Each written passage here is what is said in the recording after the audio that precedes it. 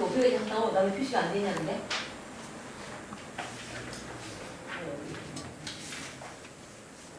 아닌데요? 10페이지까지 했어요. 11페이지 들어가야 되는데요? 예, 11페이지면 어디입니까? 우리 이거 중간에서 끊었어요 그때. 예, 예, 중간에. 네. 10페이지 저번에 아니 10페이지 했으니까 11페이지부터 들어가는 건데 뭐 배우는데 빨라야 한다, 알아야 할 것, 해야 할 것은 그때 심식 배워줘야 한다. 이렇게 중간에서 끊으셨는데? 여기 15페이지 제3번 신앙은 그 열매로 증명된다. 행함 있는 믿음. 아무리 믿음이 있어도 아닌데. 아니야 11페이지 훨씬 했다고 우리가. 왜 이래? 왜 그러셔? 내가 왜 여기까지 나와서 혼자 되게 그러면요 목사님 네. 저는 11페이지가 뭔 말씀이냐면은 뭐 세 가지 주부에서 말씀하신 건 연결이니까 그냥 행함으로 증명되는 신앙 이렇게 나. 야고수 다 끝났는데. 예? 야고수 다 끝났는데. 야구가? 근데 왜 자꾸 야구 얘기해? 예, 야고수 다 끝났지. 베드로전서 들어갔는데. 왜요? 근데 왜 표시가 그렇게 돼 있냐고. 아니 표시 아니랐어요. 베드로전서. 애들전서라고요? 예. 야고수 다 끝났는데. 맞아요. 베드로전서 뭐 왜요? 40쪽 이럴 때도 아 맞다 했네요. 아 맞다. 목사님 42페이지 들어갔습니다. 그래. 여기 40페이지 표시가 돼 있어. 네. 41페이지. 예. 맞아. 마야. 여기 지금 성별하에 하나님께 바쳤다는 거 42페이지예요. 41페이지. 그러니까. 맞아. 그러니까. 그거예요. 너무 심했다. 너무 심했다. 자, 41페이지 어디 할 차례? 거기도 끊었기 때문에 예, 그리스도인이 되기 이전에 그거 들어가면 되겠다. 예, 그리스도인이 되기 이전에 우리들은 이전에 우리들은 네. 예, 불순종이 자식이었다. 예, 그러니까 하나님의 자녀가 되기 전에는 불순종의 자녀였다. 즉 사단의 종이었고 죄의 종이었다는 얘기죠. 예, 그다음에 진노의 자식이었다. 그렇기 때문에 하나님의 자녀가 되기 전에는 우리는 하나님의 진노의 자녀였어요. 죄로 인하여 하나님의 진노에 놓여 있는 자녀였다는 거죠. 그 다음에 죽음의 자식이었다. 예, 결국 예수님 밖에 있을 때는 우리는 죄로 인하여 사망에 놓여 있는 자녀였다는 거죠. 죄로 인하여 멸망길로 달려가고 있는 자녀였다는 거죠. 그래서 어떤 사람들은 뭐 기도할 때 보면 죽을 수밖에 없었던 우리를 하는데 이건 잘못된 겁니다. 죽었던 우리지 죽을 수밖에 없었던 우리는 아닙니다. 네, 그래서 우리가 죽었던 우리를 하나님이 예수님을 통해 우리를 살려주셨다는 의미를 우리가 알 수 있다는 거죠. 네. 그 다음에 멸망의 자식이었다. 네, 그래서 예수 믿기 전에 우리는 멸망의 자식이었어요. 그건 뭐냐면 죄로 인하여 멸망길로 달려가고 있었으니까 우리는 멸망의 자녀였다는 거죠. 네. 그 다음에 그리스도인이 모든 행실에 거룩한 자가 되어야 하는 이유는 네, 그래서 하나님의 자녀가 되면 모든 행실에 거룩한 하나님의 자녀가 되어야 된다는 거죠. 거룩하게 살도록 부르심을 받았기 때문이다. 네, 왜냐하면 하나님이 우리를 부르심은 예수 안에서 거룩하게 하시려고 우리를 불렀기 때문에 당연히 하나님의 자녀는 하나님의 자녀가 되면 거룩하고 흠이 없는 자녀로 만들어져 가야 된다는 거죠. 아멘. 그래서 우리가 성화를 온전히 이루어야 된다는 의미가 여기 있는 거예요. 왜냐하면 하나님이 우리 육체를 깨끗하게 만드셨는데 죄로 인하여 우리의 육체가 타락이 됐어요. 그래서 영은 성령으로 거듭나서 구원받았지만 타락한 육체는 성화라는 과정을 통해서 거룩하고 흠이 없이 되기 때문에 하나님의 자녀는 늘 자기 자신을 깨끗이 하여 거룩하여 성화의 과정을 걸어가야 된다는 것을 얘기하는 거죠. 그 다음에 어두운 데서 기이한 빛으로 부르심을 받았기 때문이다.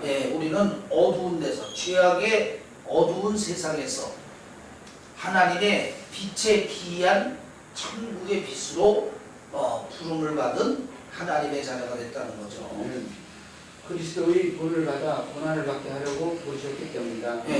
그래서 우리는 그리스도를 위한 고난, 그리스도를 위한 고난으로 부름받은 하나님의 자녀들이라는 거죠. 복을 받도록 부르심을 받았기 때문이다. 예, 그 베드로전서 몇 장을 얘기해요? 3장 9절 말씀입니다. 3장 9절인데 2장에 대한 주의를 안 한 것 같은데. 뒤에 예. 2장에 대한 주의를 하고 3장을 넘어가겠습니다. 자, 2장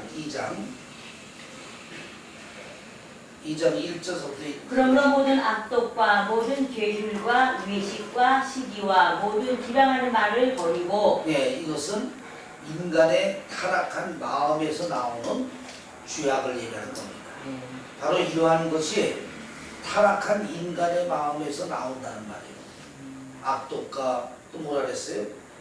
모든 죄율과 외식과 예, 시기와 계율이라는 것은 예. 남을 모함하고 남을 애매히 말하는 거, 그 다음에 외식, 그 다음에 악독, 그 다음에 또 뭐라 그랬어요? 시기와 네, 시기와 모든 비방하는 말을 모든 비방하는 말, 이런 것이 인간의 타락한 마음에서 나오는 악이란 말이에요. 예. 이런 거를 어리고 하나님의 자녀는 버려야 된다는 거죠. 네. 그 다음에 갓난 아이들 같이 순전하고 신령한 젖을 사모하라. 네, 갓난아이 같이.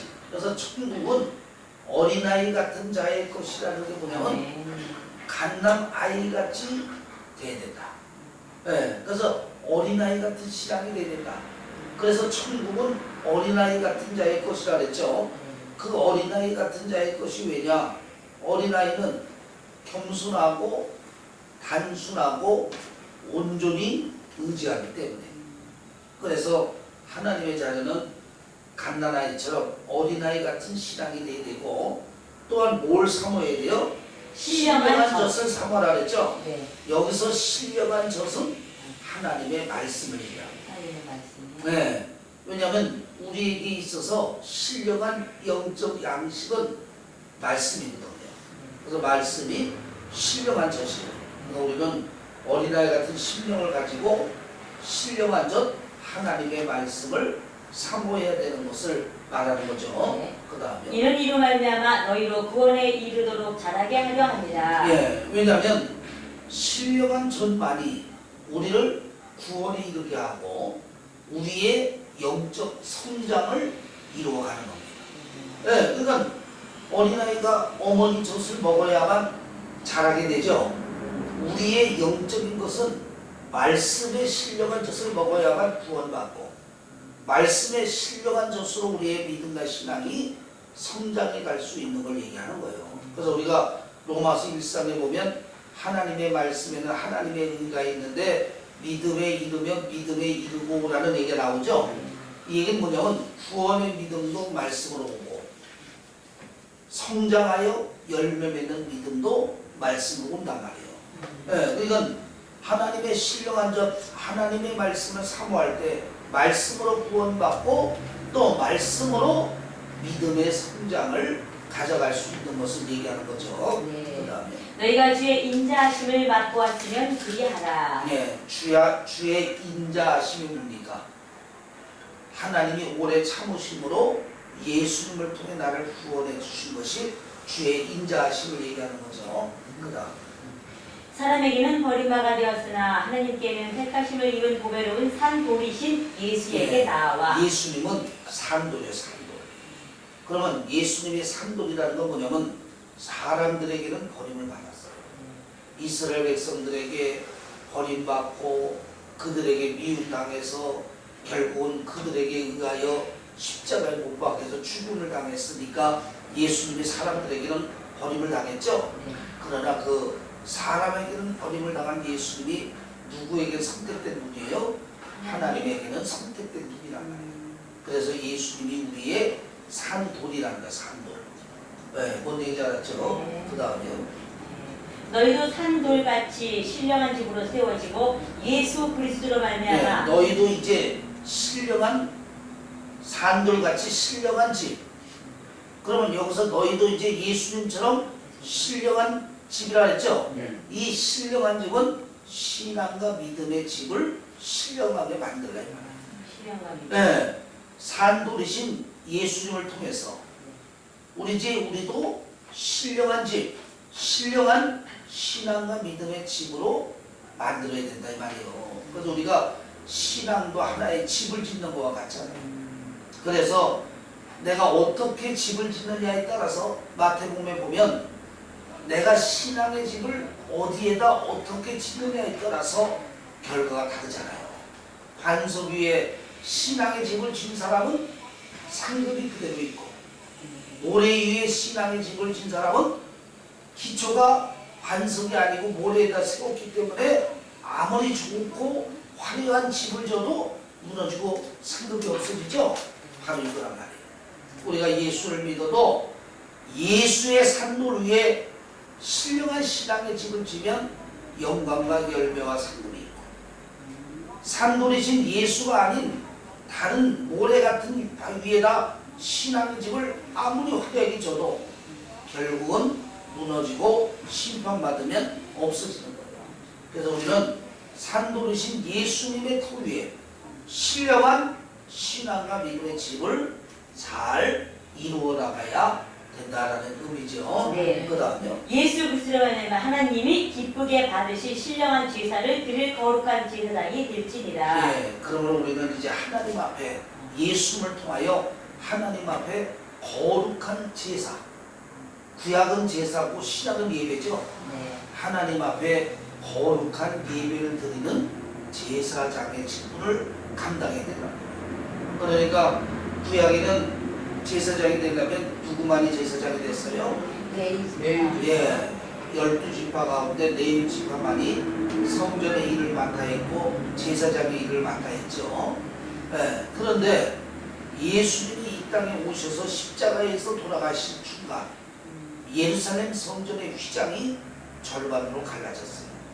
그리고 그때부터 이제는 만인 제사장 시대가 됐어요.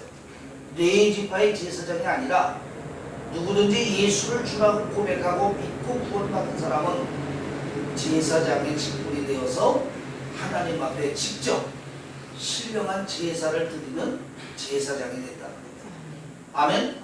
네, 그러니까 이제 우리는 예수를 통하여 구원받은 하나님의 자녀가 되어서 하나님 앞에 거룩한 제사를 날마다 드려지는 제사장의 일을 감당해야 된다는 거예요. 그래서 하나님의 자녀가 되면 교회 나와서 예배드리고 봉사하고 기도하는 일은 철저한 제사장의 의무요 신앙이라는 것을 우리는 알아야 된다는 거죠. 그 다음에 병에 기록하였으되 보라 내가 택한 보배롭고 요긴한 모퉁이돌을 시온에 두노니 저를 믿는 자는 자, 부끄러움을 당치 여기서 이제 아니하리라. 우리가 알아야 될 게 뭐냐면, 자 다시 한번 읽어주시기 바랍니다. 보라 내가 택한 보배롭고 요긴한 모퉁이돌을. 예, 내가 택한 보배롭고 요긴한 모퉁이돌은 예수님을 얘기하는 거예요. 근데요 여기 요긴한이 요긴이 꼭 필요한, 하나님께 필요한, 우리나라 말다. 이 모퉁이돌은 예수님을 얘기합니다. 왜냐하면 건물을 짓는데 모퉁이돌이 없이는 건물이 됩니까 안 됩니까? 안 되죠? 예수 없이는 신앙의 집이 됩니까 안 됩니까? 안 되죠? 이거 얘기하는 거야. 예수님이 왜 모퉁이돌이냐? 건물을 짓는데 모퉁이돌이 없으면 건물이 완성이 안 되듯이 우리의 신앙과 믿음의 집을 짓는데 모퉁이돌 되는 예수님이 없으면 신앙의 집이 안 된다. 이거 얘기하는 거예요. 그냥 모퉁이돌 다음에 뭐라 그랬어요? 모퉁이돌을 시온에 두노니. 시온, 하나님의 교회를 얘기합니다. 하나님의 교회가 예수님의 모퉁이돌이란 말이에요. 그러니까 우리의 신앙과 믿음은 어디를 통해서 신앙의 집이 져져요? 예수님. 하나님의 교회를 통해서. 네, 하나님의 교회를 통해서 예수님의 모퉁이돌을 통해서 신앙과 믿음의 집이 져주죠. 네, 그러니까 하나님이 모퉁이돌 된 예수님을 신앙의 집으로 시온에 두었다 이 말이죠. 그 다음에요. 그러므로 믿는 너희에게는 보배이나 믿지 아니하는 자에게는 건축자들이 버린 그 돌이. 네, 그러니까 믿는 우리에게는 보배이나. 모퉁이돌이 우리에게 보배요. 예수님이 보배요. 믿는 자에게. 할렐루야. 아멘. 네, 예수님이 믿는 자에게는 보배죠. 아멘. 그러나 믿지 않는 자들에게 뭐라 그랬어요? 건축자들이 버린 그 돌이 모퉁이의 머릿돌이 되고 또한 부딪히는 돌과 거치는 반석이 예, 있다. 그들에게는 거치는 돌, 부딪히는 돌. 우리에게는 모퉁이돌이지만 믿지 않는 자들에게는 거치는 돌, 부딪히는 돌이란 말이에요. 뭔 얘기인지 알죠? 그래서 요한복음에 보면 예수를 믿지 않은 자는 이미 하나님의 심판을 받았느니라. 그러니까 예수가 심판주가 되는 거예요. 믿지 않는 자들에게는. 그러니까 그들에게는 거치는 돌이 되고 부딪히는 돌이 되죠. 그러나 우리 믿는 자에게는 구원의 예수님이니까 우리에게는 모퉁이의 돌이 되고 건축자의 돌이 되는 거죠. 이 의미를 얘기하는 거예요. 그 다음에 그러니까 저희가 말씀을 순종치 아니함으로 넘어지나니 이는 저희를 이렇게 정하신 것이라. 예, 결국 세상 사람들이 거치는 돌, 부딪히는 돌로 예수님을 통해 넘어지게 되는 원인이 어디냐면 하나님의 말씀을 받지 않고 믿지 않고 순종치 아니하기 때문에 그들이 넘어지게 되는 거예요. 근데 왜 이제 이렇게 정하신 것이라 이거는 일단 과거형 같아가지고 뭐 그게 그러니까 그 정황이 뭐냐면 네. 말씀을 믿지 않는 자들은 예수로 인하여 심판받는 것이 하나님의 정하신 뜻이라 이 말이에요. 이게. 그렇게 하는 거예요? 네. 그래서 좌우지간 믿음은 들음으로, 들음은 하나님의 말씀을 통하여 믿음에 이르는 거예요. 그래서 우리가 구원의 믿음은 보지 않고 믿는 믿음인데 보지 않고 믿는 믿음은 말씀을 통해 믿는 믿음이 오직 구원의 믿음이라는 거죠. 그러니까 아무리 신앙과 믿음이 좋다 해도 하나님의 말씀으로 믿지 않는 자들은 예수가 거치는 돌, 부딪히는 돌이 돼서 결국은 넘어지게 되는 것이 하나님의 정한 이치란 말이에요. 그래서 우리가 자 마지막 때에도 보면은 거짓 선지자와 이단이 많이 나와야 안 나와요. 네, 거짓 선지자와 이단이 많이 나오죠. 그러니까 어떤 사람들은 왜 그렇게 거짓 선지자가 많이 나오냐, 이단이 많이 나오냐, 하나님이 세상을 어찌하시려고 이러시나 이렇게 얘기하는 사람들이 있는데 그렇지 않습니다. 오늘날 우리는 자 믿지 하나님의 심판이 믿지 않는 자의 심판, 믿는 자의 심판을 또 봐야 돼요. 네, 믿는 자의 심판. 자, 믿지 아니하는 자의 심판은 언제 받습니까? 이미 예수를 믿지 않음으로 인하여 심판이 예고가 됐고 예수님의 재림으로 심판을 받죠. 네, 그래서 예수님이 재림하시는 이유는 믿지 않는 자들과 불신자들, 죄악된 자들을 심판하기 위해서 재림하시잖아요. 근데 우리는 믿는 자의 심판을 봐야 된단 말이에요. 그러면 믿는 자의 심판이 뭐냐? 마태복음 보면 되면 세상에다 그물을 치고 고기를 끌어모으면 물가로 가서 좋은 고기와 나쁜 고기를 골라내서 좋은 고기는 고가에 드리고 나쁜 고기는 꺼지지 않는 물에 버린다 그랬죠? 예, 알곡과 쭉정이를 하는 거예요. 알곡 쭉정이. 이게 바로 믿는 자의 심판이란 말이에요. 그래서 하나님이 알곡은 알곡대로 모으고 쭉정이는 쭉정이로 모으는데 자, 이 알곡과 쭉정이는 누구냐? 믿는 자 안에서. 믿는 자 안에서죠. 믿는 자 안에서 알곡이 있고 쭉정이 있단 말이에요. 그럼 이 알곡과 쭉정이 고를 때 쭉정이를 먼저 골라내야 될 거 아니에요. 그래요, 안 그래요? 그 쭉정이를 골라내야 되는데 이 쭉정이를 고르는 게 뭘로 고르냐면 이단, 거짓 선지자, 사건. 요걸 통해 가지고 하나님이 이 쭉정이를 골라내는 거예요. 그러니까 하나님이 참된 주의 정도 하나님 도구로 쓰지만 이런 이단이나 거짓 선지자, 쭉정이도 하나님이 불의의 도구로 쓰는 거예요. 목사님 그럼 환란은 쭉정이를 골라내는데 환란도 좀 도구로 쓰인다고 말하면 안 돼요? 그건 안 되죠. 자, 그래서 하나님이 이단이라든가 거짓 선지자 이런 자들도 악한 자들이지만 하나님이 불의의 도구로 쓰는 게 뭐냐면 쭉정이를 골라내는 도구로 하나님 쓰신단 말이에요. 쭉정이를. 그러면 이 쭉정이를 골라내는 도구가 뭐냐? 데살로니가 후서 2장 7절인가요?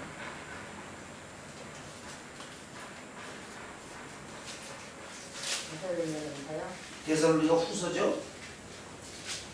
후서 2장 7절이다. 악한 자의 이 마음은 율법의 부비이 불성하였으나 지금 막는 자가 있어 그 중에서 복이 때까지 하랴. 네, 보다 그때에 불법한 자가 나타나리니 주 예수께서 그의 이브 기운으로 저를 죽이시고 강림하여 나타나심으로 아니 그 후에 보면 악한 자의 임함이 있는데 2장 9절. 2장 9절. 구절. 자, 악한 자의 임함은 자 사단의 악한 자의 임함은 네. 악한 자를 얘기하는 거죠. 그 다음 사단의 역사를 따라 사단의 역사를 따라 나옵니다. 모든 그러니까 이 능력과 세상에 악한 자들이 나오는 것은 사단의 역사입니다. 네. 그 다음 모든 능력과 표적과 거짓 기적과 불의의 모든 속임으로 멸망하는 네. 자들에게 이 이르리니 악한 자들은 사단의 역사로 나오는데 그들이 나오는 게 뭘로 나오냐? 속임수, 불의함, 거짓 기적, 표적 이걸로 나온단 말이에요. 그래서 예수님이 보지 않고 믿는 자가 복이 있다는 게 바로 그거예요. 표적이나 기적이나 속임수나 불의한 방법으로 믿는다는 것은 온전한 믿음이 아니에요. 네, 뭔 얘기인지 알죠? 그런데 이 사단의 역사를 따라 나오는 악한 이단과 거짓 선지자들은 모든 거짓 표적, 능력, 불의한 속임수 이런 걸 들고 나온다 이 말이에요. 그 다음 이는 저희가 진리의 사랑을 받지 아니하고 그러면 이런 자들에게 넘어가는 성도가 왜 넘어가느냐? 저희가 진리를 사랑하지 않고 뭐라 그랬어요? 사랑을 받지는 아니하여 네, 진리를 사랑하지 않고 말씀의 진리를 믿지 않고 말씀의 진리를 사랑하지 않으니까 말씀의 진리가 없는 자들이 이런 자들에게 넘어가게 된다 이 말이에요. 이게 축쟁이란 말이에요. 축쟁이. 네? 그 다음 뭐라 그랬어요? 구원함을 얻지 못함이니라. 결국 진리를 믿지 못하고 사랑치 않는 사람은 구원에 이르지 못하기 때문에 이러한 축쟁이들을 이단과 거짓 선지자들이 나와서 끌고 간다 이 말이에요. 그 다음 이러므로 하나님이 유혹을 저희 가운데서 그래서 역사하사 이름으로 하나님이 유혹을 저에게 역사하사 유혹이 뭐예요? 거짓 선지자 이단들을 하나님이 허락한 이유죠? 예? 허락한 게 하나님이 유혹을 저에게 역사한 거 아니에요. 왜 이런 자들을 하나님이 허락했느냐? 그 다음 거짓 것을 믿게 하심은 진리를 믿지 않고 불의를 좋아하는 모든 자로 심판을 받게 하려 하십니다. 아멘. 아멘. 진리를 믿지 아니하고 거짓 것을 따르는 자들을 심판받게 하려 하십니다. 네, 여러분 뭔 얘기인지 아시죠? 그래서 철저히 신앙은 말씀 중심의 신앙이 돼야지 말씀의 뿌리를 내는 신앙이 돼야지 말씀이 없는 신앙은 축쟁이에요. 그러니까 이런 축쟁이는 하나님이 불의한 자들을 통해서 가라지를 끌고 가도록 역사하셨기 때문에 말씀의 뿌리가 없는 축쟁이들은 결국 예수를 믿어도 이단이나 거짓 선지자에게 끌려서 가라지로 끌려가게 된단 말이에요. 네, 뭔 얘기인지 알았죠? 그러니까 그래서 마지막 때는 이단과 거짓 선지자가 많이 나오는 게 바로 그래요. 왜? 알고가 축쟁이를 하나님이 고르기 위해서. 네, 근데 이렇게 하나님 말씀을 상고하면 하나님의 섭리와 뜻이 나오게 되죠. 이제 다시 돌아갑니다. 오직 너희는 택하신 족속이요 왕 같은 죄인들이요 거룩한 나라요 그의 자, 소유된 백성이니 오직 너희는 예수를 통해 구원받은 자녀는 뭐라 했어요? 택하신 족속이요 택하신 족속이에요. 하나님의 선택받은 족속이란 말이에요. 네? 그러니까 사도 바울이 뭐라 했어요? 어머니의 태에서부터 택정하신 이가. 그러면 사도 바울이 이방인의 사도가 되는 것은 세상에 나와서 살다가 자기 자유의지로 바울이 구원받아서 이방인의 사도가 됐어요. 어머니의 뱃속에서부터 이미 하나님의 선택으로 하나님의 이방인의 사도로서 하나님의 선택이 됐어요. 어머니 그죠? 네. 성경이 있잖아요. 네? 바울이 세상 살다가 자기 자유의지로 어느 날 예수님을 깨달아가지고 자기 자유의지로 내가 구원받아가지고 내가 이방인의 사도 되겠다 하고 사도 된 게 아니라 이 말이에요. 어머니의 태에 있을 때 이미 하나님이 선택하시고 이방인의 사도로 선택하셨어요. 그리고 세상에 내보내서 때가 되면 예수 안 믿겠다고 예수 잡아 죽이겠다고 난리치는 바울을 예수님이 다메섹에서 보여주셔서 예수님이 아나니에게 뭐라 그랬어요? 그도 나의 택한 그릇이다. 아멘. 예수님이 직접 그래서 아나니에게 바울도 나의 택한 그릇이다. 아멘. 이방인에게 복음을 전하기 위하여 하나님의 선택을 받은 그릇이라 이 말이에요. 그래서 그런 거예요. 그러니까 우리가 저와 여러분도 내가 세상에 태어나서 어느 날 살다가 내 자유의지로 스스로 깨달아서 예수 믿고 하나님의 자녀 되고 스스로 내가 깨달아서 주의 종의 길을 걸어가는 게 아니라 이미 하나님의 선택하심 속에서 자녀가 되고 선택하심 속에서 사명자가 된 거란 말이에요. 아멘. 그래서 너는 하나님의 택하신 족속이에요. 그 다음 그의 소유된 백성이니 네, 그의 소유된 백성이니 우리는 누구 소유요? 하나님의 소유요. 그래서 예수 믿기 전에는 내가 주인이었지만 예수 믿기 전에는 마귀가 주인이었지만 예수 믿고 난 나는 내가 주인이요 예수가 주인이요. 예수가 예, 주인이에요. 바로 예수가 이제는 나의 주인입니다. 예수 믿기 전에는 내 마음대로 살았으니까 내가 주인이었는데 예수를 믿고 나니까 우리는 이제 예수가 나의 주인이 됐어요. 그러니까 결국 우리는 누구의 소유요? 하나님의 소유가 되었음을 얘기하는 거죠. 네, 그 다음 너희를 어두운 데서 불러내어 그의 귀한 빛에 들어가게 구절에 하나 하신 또 자. 빠진 것 같은데. 거룩한 나라여 그의 소유는 안 빠졌는데요. 백성이니 아니, 이는 너희를 오직 너희는 택하신 족속이요 왕 같은 그럼 그거 제사장이요. 빠졌잖아. 왕 같은 제사장이요. 기억 대단하시네. 네, 왕 같은 제사장이요. 아멘. 네, 이제 우리는 그리스도 안에서 왕 같은 제사장이 됐어요. 아멘. 그러니까 이제는 구약에는 네 지파만 제사장이 되어 하나님 성전에 나아가서 수종 놓을 수 있었지만 이제는 예수 믿는 우리가 제사장의 직분을 가졌으니까 이제 내가 직접 하나님 앞에 직고할 수 있고 직접 하나님과 대면할 수 있는 제사장의 권리를 갖게 됐다는 얘기죠. 목사님 이 왕 같은 제사장이 아까 우리 창세기 1장 26절 28절 말씀처럼 다스리는 권세까지 아니요.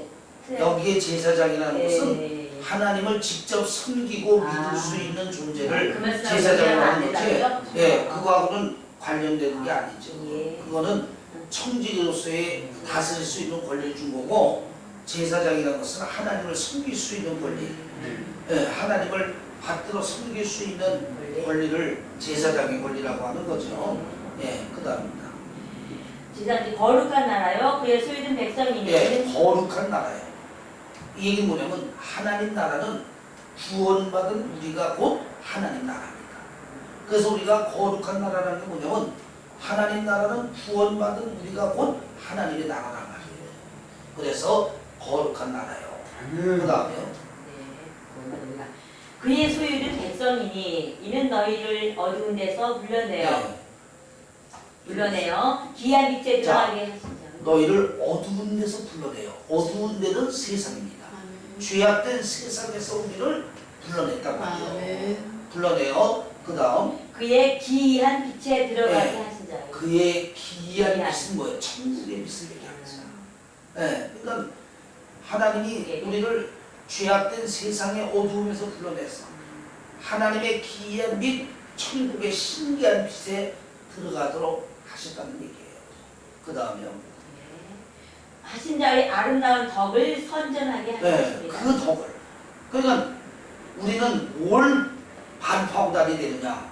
하나님이 나를 세상의 죄악된 세상에서 불러내서 예수님을 통하여 하나님의 천국의 기이한 곳에 천국 백성 만들어준 걸. 이거를 하나님은 우리는 세상에서 널리 선전하고 다니는 이러한 자가 되어야 된다 이 말이에요. 이걸 위해서 하나님이 우리를 하나님의 자녀로 삼아줬다는 거예요. 네, 그 다음에요. 너희가 전에는 백성이 아니더니 이제는 하나님의 백성이요. 네, 우리가 예수 믿기 전에는 하나님의 백성이 아니에요. 죄로 인하여 하나님과 단절됐기 때문에 하나님을 찾을 수도 하나님을 믿을 수도 하나님을 섬길 수도 없는 존재였다 이 말이에요. 네. 그 다음에요. 이제는 하나님의 백성이요. 전에는 국류를 얻지 못하였더니 네, 이제는 국류를 얻은 죄의 문제를 해결받아서 하나님의 백성이 됐어요. 아멘. 네, 죄라는 것이 이렇게 무서운 겁니다. 그 다음에 11절 읽으세요. 사랑하는 아니 백성 빨리 읽으세요. 11절. 11절. 네. 사랑하는 자들아 아니 그 나그네와 전에 사적 이제는 백성 이제는 긍휼을 얻은 자니라. 백성이요 전에는 긍휼을 얻지 못하였더니 이제는 긍휼을 얻은 전에는 자니라. 긍휼을 얻지 못했다. 예수 믿기 전에는 죄로 인하여 우리는 하나님의 긍휼하심에서 제외됐어. 그러니까 세상 사람은 하나님의 긍휼히 여깁니까? 긍휼히 여기지 않습니까? 긍휼히 여기지 않죠. 네, 그러니까 우리도 예수 믿기 전에는 하나님의 긍휼에서 제외됐단 말이야. 그 다음 사랑하는 자들아 나그네와 행인 같은 너희를 권하노니 영혼을 자. 거스려 사랑하는 자들아, 하나님의 자녀들에게 하는 얘기죠. 네, 나그네와 흰같이 너희를 권하노니 우리의 인생을 얘기하는 거죠. 네. 우리가 이 땅에 사는 인생이 나그네와 흰 같다 이 말이죠. 네, 그러니까 나그네는 뭐냐? 잠시 왔다가 떠나는 것이 나그네죠. 네. 행이라는 것도 잠시 있다가 없어지는 게 행인이죠. 결국 이 세상은 이와 같단 말이에요. 우리는 이 땅에서 천년, 만년 살고 지고 한다 했는데, 그러나 우리의 인생은 찰나의 순간이다. 나그네와 같이 한순간 왔다 떠나는 것이 우리의 인생인 것을 얘기하는 거죠. 예, 고나노니. 권하노니 영혼을 거스려 싸우려 육체의 정욕을 제어하라. 예, 우리의 영혼을 거스르는 것이 육체의 정욕입니다. 그러니까 우리 육체의 정욕이 우리의 영적인 신앙과 영적인 상태를 자꾸 방해한단 말이에요. 그래서 우리가 하나님의 자녀가 되면 뭐가 갈등을 한다? 영과 육이 갈등을 하는 거죠. 그래서 이 육적인 정욕의 소욕을 죽여야 된다. 아멘. 네, 이게 우리의 신앙과 믿음의 싸움이에요. 그래서 바울 사도도 날마다 내가 죽노라. 그러면 바울 사도의 목숨이 수백 개를 하루에 한 개씩 댕강댕강 죽는다? 이게 아니에요. 바울도 능력은 있지만 우리 같은 육체를 가지고 있으니까 육체에서 육체의 소욕이 자꾸 나오는 거예요. 이 육체의 소욕이 신앙과 믿음을 송충이 갉아먹듯이 야금야금 갉아먹는 거예요. 그러니까 결국 영적으로 열매를 맺으려면 날마다 누구와 싸워야 돼요? 자기 안에 있는 육체의 정욕과 싸워야 돼요. 그래서 신앙은 첫째 누구와의 싸움이요? 자기 자신과의 싸움. 자기 자신과의 싸움에서 승리하지 못하면 이길 수 없단 말이에요. 그러니까 우리가 예수님도 얘기했잖아요. 남의 티만 보지 말고 너희 안에 들보를 먼저 뽑아. 오늘 우리는 자기 안에 있는 들보는 못 뽑아내고 남의 티만 가지고 나무라는 사람들이 많이 있어. 정말로 내가 남의 티를 뽑으려면 먼저 내 안에 있는 들보를 뽑아내야 되잖아요. 내 안에 있는 들보가 뭐냐? 내 안에 있는 육신의 정욕이요. 자꾸 육신의 정욕은 우리의 영혼을 거스려 나갑니다. 그래서 자기와의 싸움에서 육체의 정욕을 제어하지 못하면 우리는 성화가 되지 않고 열매를 맺는 하나님의 자녀가 될 수 없음을 얘기하는 거죠. 네. 그다음 너희가 이방인 중에서 행실을 선하게 가져 너희를 악행하고 비방하는 자들로 하여금 너희 선한 것을 일을 보고 권고하시는 날에 하나님께 영광을 돌리게 하려 함이라. 아멘. 네. 하나님의 자녀는 세상에서 선한 행실을 가져야 돼요. 그래야 세상 사람들의 비방과 조롱을 받지 아니한단 말이에요. 그러니까 말이 필요 없어. 하나님의 자녀는. 그래서 하나님의 자녀는 뭐가 됐느냐? 이제 하나님의 자녀가 되면 꼬리표가 달린 거예요. 무슨 꼬리표? 하나님의 자녀라는 꼬리표가 달렸어요. 그러니까 이제 세상 사람들은 우리의 말을 가지고 따집니까? 우리의 행동을 가지고 따집니까? 예, 우리의 행동을 가지고 따집니다. 그러니까 우리가 세상에서 선한 행실을 가지면 세상 사람들이 흠을 못 잡으니까 하나님께 영광을 올리잖아요. 그러나 우리가 하나님의 자녀라면서 말만 앞세우고 행실이 없게 되면 세상 사람들한테 조롱과 천대를 받게 된다 이 말이에요. 그래서 너희는 세상의 수고민이 너희는 세상의 빛과 같은 행실을 가져라. 내 자신을 먼저 말씀의 소금으로 제어할 때 보이는 세상에서 빛과 같은 선한 행실을 나타내는 하나님의 자녀가 될 수 있다는 거죠. 아멘. 그래서 하나님의 자녀는 행실이라는 것이 굉장히 중요합니다. 아멘. 그 다음에 인간이 세운 모든 제도를 주를 위하여 순복하되 혹은 위에 있는 왕이나 혹은 악행하는 자를 징벌하고 선행하는 자를 포장하기 위하여 그에 보낸 방백에게 하라. 예, 곧 하나님의 자녀는 하나님의 말씀을 최고 우선으로 여기지만 말씀 안에서 세상의 법도 존중해야 되고 세상의 권위도 존중해줘야 됩니다. 오늘날 보면은 예수 믿는다고 독불 잘못해가지고 세상의 법도 무시하고 또 세상의 지위도 무시해버리는 사람들이 있는데 이거는 올바른 신앙과 믿음의 도리가 아니란 말이에요. 믿는 자녀가 먼저 세상 법도 잘 지켜야 돼요.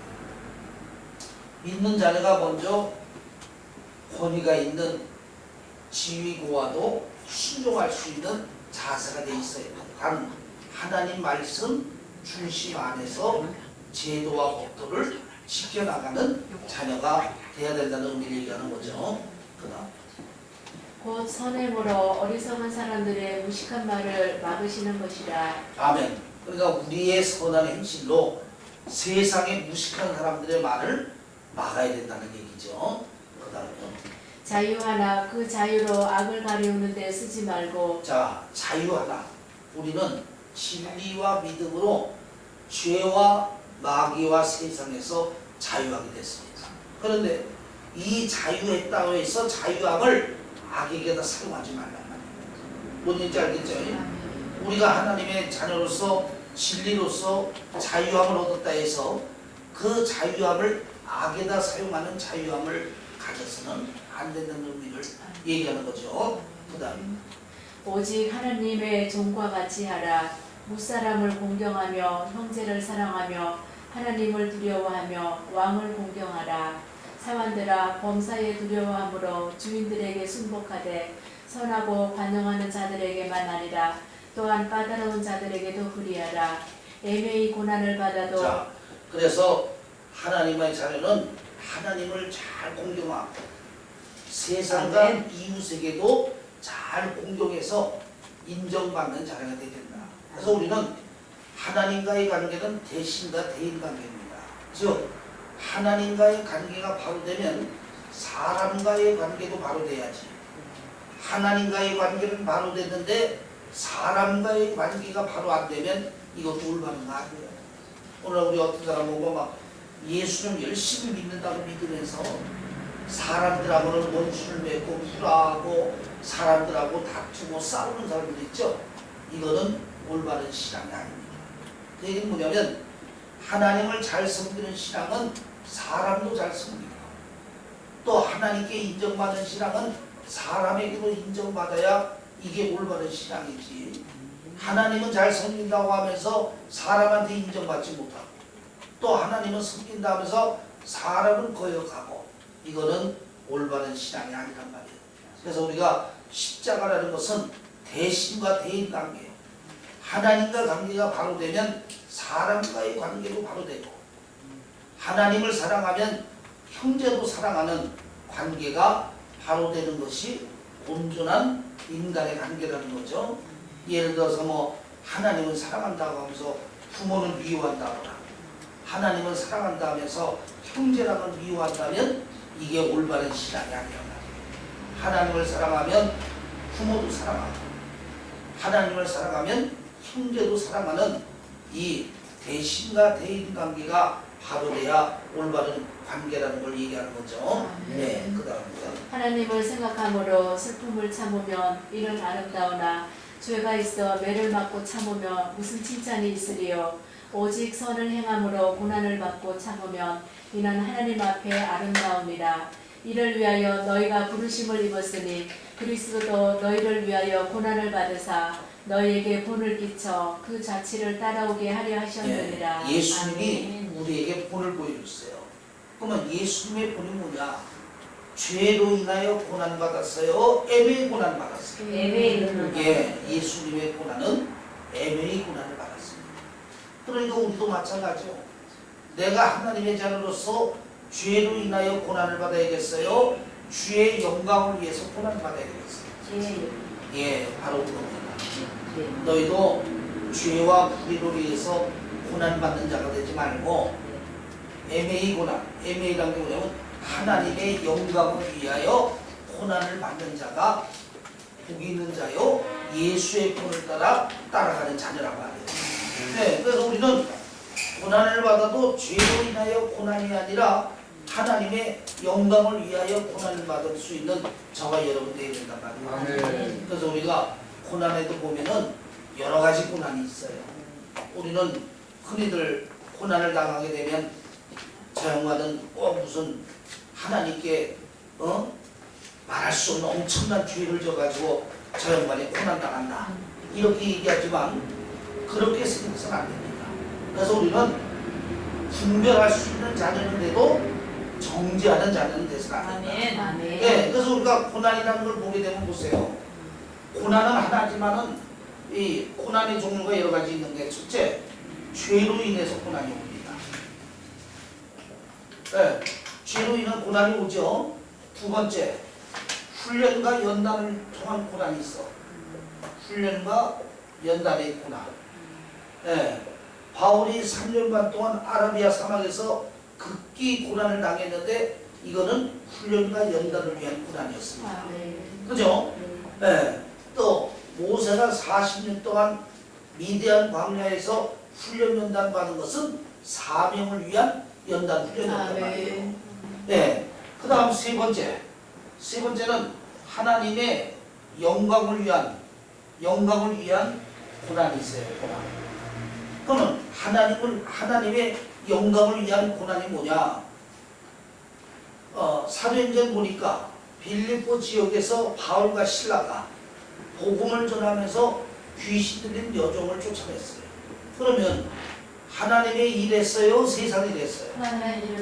그럼 귀신 쫓아내는 일 있으면 잘했어요? 못했어요? 됐어요. 잘했는데도 바울과 실라가 끌려가서 매를 죽도록 맞고 쇠사슬에 묶여서 깊은 감옥에 갇혔어요. 그러면 이 바울과 실라의 고난은 죄로 인한 고난입니까? 하나님의 영광을 위한 고난입니까? 예, 왜? 애매한. 그 애매히 매를 맞고 애매히 쇠사슬에 묶여 감옥에 들어가 있던 그 모습을 통해서 간수의 가족 전체가 구원받는 역사에 일어났죠. 바로 이게 오늘 베드로전서에 얘기하는 애매의 고난이랍니다. 애매의 고난. 그러니까 우리가 애매의 고난이라는 건 뭐냐면 세상 사람들이 이해할 수 없는 고난. 그 세상 사람들이 이해할 수 없는 고난이 뭐냐? 하나님의 영광을 위한 고난이다. 그러니까 애매의 고난을 받아들여야 되는 하나님의 영광을 위한 고난을 얘기하는 거예요. 네. 그러니까 우리는 그러니까 고난도 보세요. 죄로 인한 고난이 있고 훈련과 연단으로 고난이 있고 하나님의 영광을 위한 고난이 있으니 여기서 얘기하는 고난은 어떤 고난을 받아야 된다? 하나님의 영광을 위한 고난을 받을 수 있는 자녀들이 저와 여러분이 되어야 되고 그것이 예수의 본을 쫓아가는 자녀가 된다는 거죠. 네, 그다음입니다. 저는 죄를 범치 아니하시고 그 입에 괴사도 없으시며 욕을 받으시되 대신 욕하지 아니하시고 예, 예수님은 입에 범죄도 없고 뭐라 하셨죠 또? 욕하지 아니하시고 네, 욕하지 아니하시고 고난을 받으시되 위협하지 아니하시고 네, 고난 받으시되 위협하지 아니하시고 오직 공의로 심판하시는 자에게 부탁하시며 예, 오직 하나님께 심판을 맡겼죠. 아멘. 네, 그러니까 예수님은 친히 예, 나무에 달려 그 몸으로 우리 죄를 담당하셨으니 이는 우리로 죄에 대하여 죽고 의에 대하여 살게 하려 하심이라. 예, 예수님이 십자가에 이렇게 돌아가셨어요. 죄가 없으신 예수님이 하나님 앞에 심판을 맡기고 십자가에 돌아가셨어요. 왜 십자가에 돌아가셨느냐? 우리의 뭐라 그랬어요? 그게 십자가. 우리 죄를 죄를 죄를 담당하시. 그러니까 예수님이 십자가에 돌아가신 것은 누구의 죄를 담당하시려고요? 우리의 죄를 담당하시려고. 그리고 또 뭐라 했어요? 그 다음에 죄에 대하여 죽고 의에 대하여 살리라. 예, 이제 우리로 예. 죄에 대해서는 죽어지고 아멘. 의에 대해서 살게 하라. 아멘. 그래서 우리가 십자가가 뭡니까? 나는 죽어지고 예수 그리스도 안에서 새 사람 되는 게 십자가잖아요. 네. 우리는 십자가로 이미 죽었던 나예요. 아멘. 네. 그래서 우리가 예수의 십자가를 믿는다는 것은 세상에서 있던 죄악된 나는 예수님의 십자가와 함께 죽어지고 그리스도 예수 안에서 의의 자녀로서 다시 세워지는 것이 십자가라는 거예요. 아멘. 네. 이것이 십자가의 의미인데 오늘날 십자가의 의미를 제대로 모르는 신앙들이 많이 있어요. 우리는 십자가를 생각할 때마다 세상에서 죄악된 나는 예수의 십자가에 죽어지고 이제 예수 그리스도로 다시 의의 자리로 세워지는 것이 십자가의 의미라는 것을 여러분이 마음에 새길 수 있기를 바랍니다. 아멘. 네, 그다음입니다. 저가 채찍에 맞음으로 너희는 나음을 얻었나니. 예, 예수님이 채찍에 맞음으로 우리는 치유가 됐어요. 아멘. 그 다음에요. 너희가 전에는 양과 같이 길을 잃었더니 이제는 너희 영혼의 목자와 감독 되신 이에게 돌아왔느니라. 예, 우리가 전에는 목자 이름이 양이었어요. 그러니까 세상에서 죄악으로 방하던 목자 이름이 양이었단 말이에요. 그런데 예수님이 채찍에 맞고 예수님이 십자가에 죽어서 내 죄를 대신 져주심으로 인하여 이제 우리는 누구에게 돌아왔어요? 하나님 예수님. 예, 거기 나와 있는 대로 예. 목자 예수님. 목자 감독 되신 이에게. 예, 목자가 되고 감독. 감독 되신 이 예수 그리스도에게 다시 돌아오게 됐다. 아멘. 그러면 목사님. 하나님께 돌아오게 됐다는 의미를 얘기하는 거예요. 그러면 목사님 여기서 이제 목자고 감독을 한 번 예수님으로 풀이하지 않고 이제 그게 목자는 예수님, 감독은 예수님이 하나님이고 하나님이 예수님이니까 예, 예수님이라고 해도 되고 하나님 해도 되죠. 어쨌든 하나님에게 돌아왔다는 거예요. 아멘. 누굴? 예수님을 통해서 우리는 아멘. 다시 우리의 목자가 되고 우리의 감독 되시는 하나님 앞에 돌아오게 됐다는 거예요. 네. 그 다음에요. 아내된 자들아. 목사님 아니에요. 지금 2장 끝났으니까 들어가시 전에 쉬어야 되는 거 아니에요? 네, 아직 시간 안 됐잖아요. 아, 그럼 산적이나 들어가시래요? 교재 안 읽으세요 그러면? 교재 한번 선정 한번 보겠습니다. 요나 선생님 교재 아까 읽다가 중간에 그건 아니, 그 지금 3장 몇 절에 지금 교재 저 안 이제 3장 들을까요? 아니 교재가 아니 교재 아까 2장에서 뭐 그런 거 같은데 교재는 지금 한참 멈췄죠? 구분이 안 돼요. 여러분. 교재는 저기입니다. 지금 그리스도인의 모든 행실에 거룩한 자가 되어야 하는 이유. 그러니까 몇 장을 볼게요. 여기가 장이 안 나와 있고 2장 9절까지 2장이야 2장 2장 21절까지 2장 들어가는데요. 네, 그럼 교재는 읽어보시는 걸로 하고 오케이. 3장 들어. 네, 3장 1절이죠. 선내 정사님 계십니다. 네. 요나 선생님. 네. 자, 이거 치우고 그리스도인의 책임은 우리는 안 읽고 넘어가고 먼저 교재 보시면 되니까. 네. 아내와 남편. 3장입니까? 네. 예. 3장 1절 한번 읽어주세요. 아내된 자들아 이와 같이 자기 남편에게 순복하라. 네. 아내된 자들아 이와 같이 남편에게 순복하라. 네. 이거의 의미는 하와가 먼저 선악과를 따먹고 아담이 나중 따먹기 때문에 하나님의 형벌로 인한 여자에 내려진 형벌을 수료하라 이 말이죠. 그 다음에 이는 꼭 그를 순종치 않는 자라도 말로 발명하지 않고 그 아내의 행위로 발명하마 구원을 얻게 하려 하느니. 네, 이건 아내가 남편을 잘 섬기는 믿음의 행실을 통해서 말씀을 믿지 않는 남편이 돌아올 수 있다는 의미를 얘기하는 거겠죠. 너희의 두려워하며 정결한 행위를 봄이라. 너희 단장은 머리를 꾸미고 금을 차고 아름다운 옷을 입는 외모를 하지 말고 오직 마음을 숨은 사람을 온유하고 안정한 심령에 썩지 아니할 것을 하라. 예, 그러니까 하나님 앞에 보이러오는 것은 외모로 보이러오는 게 아니죠. 좋은 옷을 입고 금가락지, 은가락지 끼고 얼굴에 약의 키메라처럼 화장하고 힘내서 이러한 모습으로 힘내라도 아시는 이러한 모습으로 하나님 앞에 인정받는 게 아니라 하나님은 마음을 보고 중심을 보니까 심령의 믿음으로 나와야 된다 이 말이에요. 네. 또 그렇다 해서 그렇다 해서 또 이렇게 옷 입으면 안 된다니까 또 다 찢어진 청바지에다가 또 슬리퍼 쫙쫙 끌고 또 그냥 반 티셔츠 입고 나와야 된다는 얘기는 더욱도 아닙니다. 그래서 하나님께 수수하게 정복으로 정결하게 입고 나오되 겉모습을 보이지 말고 마음의 심령의 믿음을 하나님 앞에 보이는 자녀가 되라는 거죠.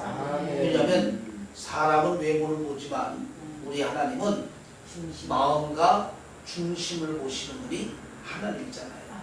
그래서 하나님은 이 마음과 중심을 보기 때문에 하나님 앞에 나올 때는 반드시 마음과 중심을 가지고 나와야지 껍데기가 중요한 게 아닙니다.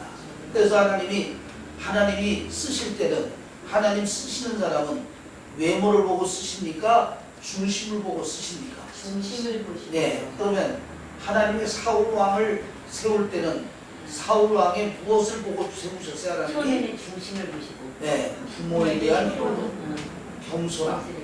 네. 부모가 나귀를 잃어버렸는데 나귀를 3일 동안을 찾아다니는 아들이에요. 하나님이 그 모습을 보니 하나님이 그 모습을 보니 저런 놈을 세워서 왕을 세우면은 얼마나 하나님을 잘 쓰겠느냐. 부모를 위해서 나귀 한 마리를 3일 동안 찾아다니는 놈을 하나님이 세우시면 저놈이 얼마나 하나님을 잘 섬기겠느냐. 하나님이 사울을 선택하여 이스라엘 왕으로 세웠잖아요. 또 하나님이 다윗을 세울 때 왜 하나님이 다윗을 세웠어요? 짐승까지 네. 짐승 긁은 것이 아니 맞아. 밤에 사무엘이 네. 사무엘 선지자가 하나님의 명을 따라 하나님이 이새의 집을 가라 그랬죠. 맞아. 그 이새 집을 가랬더니 이새 집에는 이새 아들이 몇 명이요? 8명이 8명이요. 네, 그래서 사무엘 선지자가 이새 집에 온단다 그러니까는 들에서 양을 치던 아들들이 양을 다 버려두고 와가지고 그냥 목욕하고